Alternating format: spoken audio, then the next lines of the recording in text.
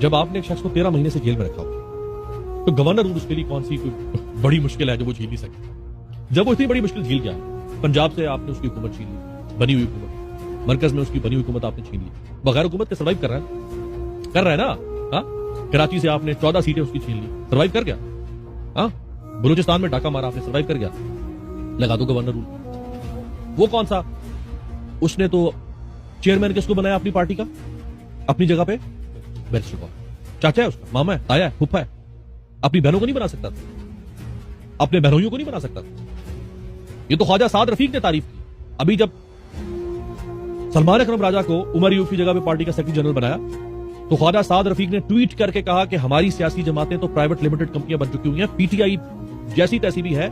ये बात तो है कि इमरान खान ने ना चेयरमैन अपना लगाया, अपना कोई खूनी रिश्तेदार, ना पार्टी का सेक्रेटरी जनरल अपना खूनी रिश्तेदार लगाया। तो उसका आप क्या बिगाड़ लेंगे, कुछ भी नहीं।